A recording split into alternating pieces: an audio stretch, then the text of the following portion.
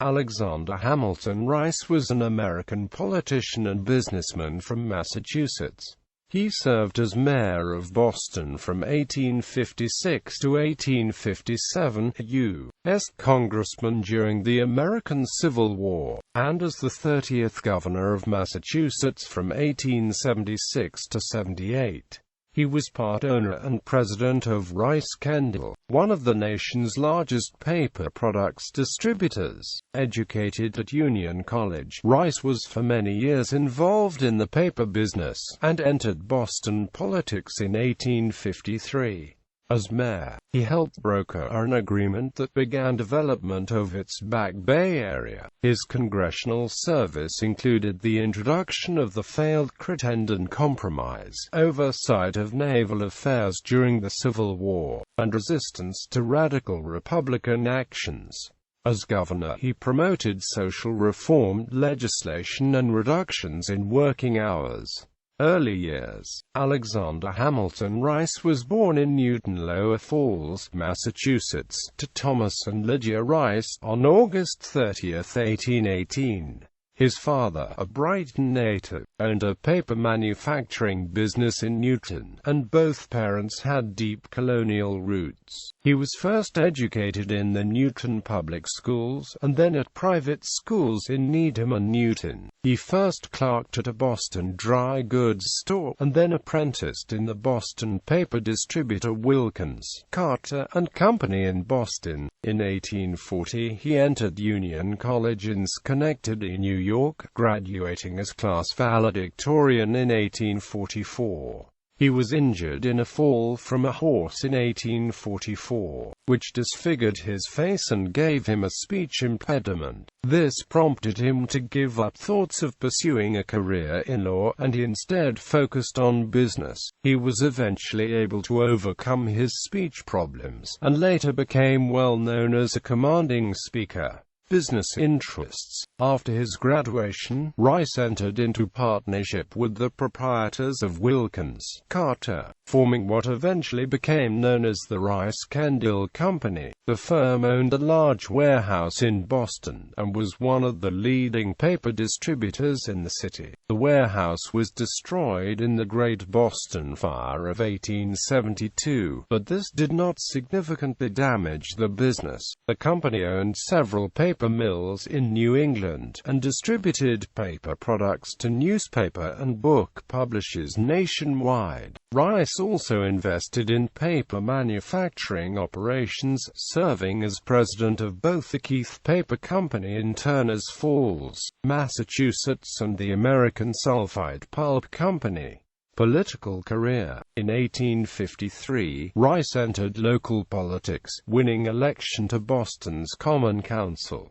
He served for 2 years, the second as council president. In 1854, he also served as president of Boston School Committee.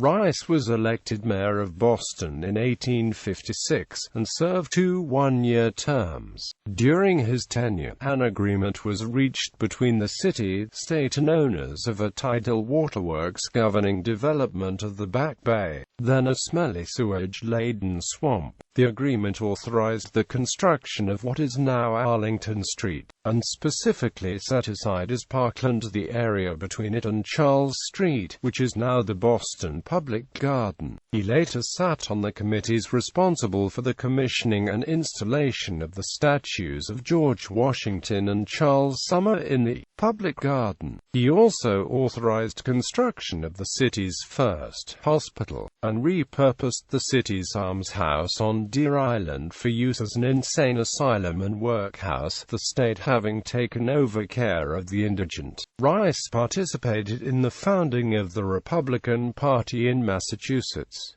He was elected to the U.S. House of Representatives in 1858, and served from 1859 to 1867. He was chairman of the Committee on Naval Affairs from 1863 to 65. He was a conservative Republican, opposed to radical Republican positions on the abolition of slavery, and was considered by labor interests to favor positions of the moneyed class.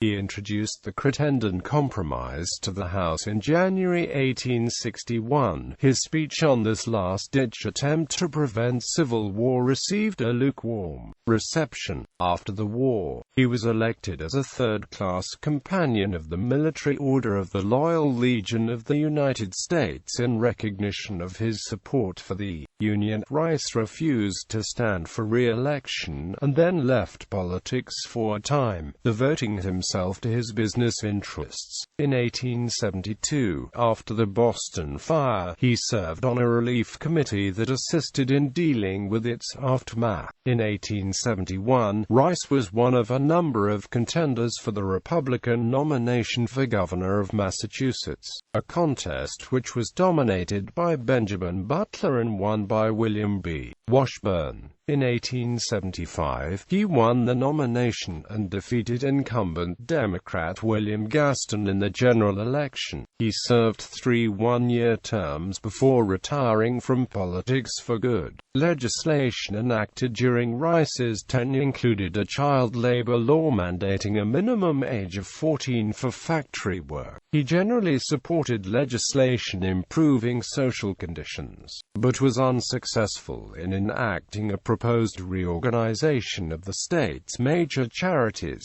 He also let stand the state's local option alcohol law, for which he was criticized by temperance activists. He also chaired a committee formed in 1876 to oversee the rescue from demolition of the historic Old South Meeting House. As a result of the committee's work, the building was passed to non-profit dedicated to its preservation. One issue that had dominated Rice's race against Gaston in 1875 concerned the juvenile murderer Jesse Pomeroy. Pomeroy, then 14 years old, had been convicted in December 1874 of first-degree murder for killing a girl earlier that year, and had been sentenced to death.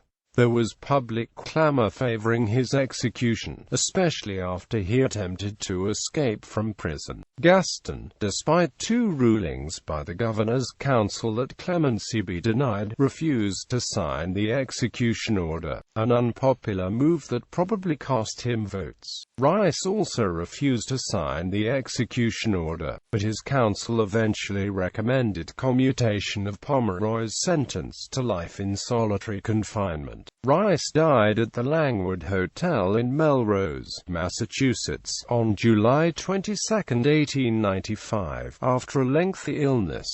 He was buried at Newton Cemetery. Family relations.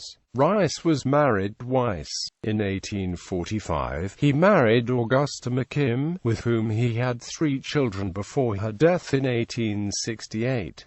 He had 1 son by his second wife, Angie Erickson Powell of Rochester, New York. Rice's uncle Charles was a brigadier general in the Massachusetts state militia and also served as a state legislator. His grandson Alexander Hamilton Rice, Jr. was a physician and explorer in South America.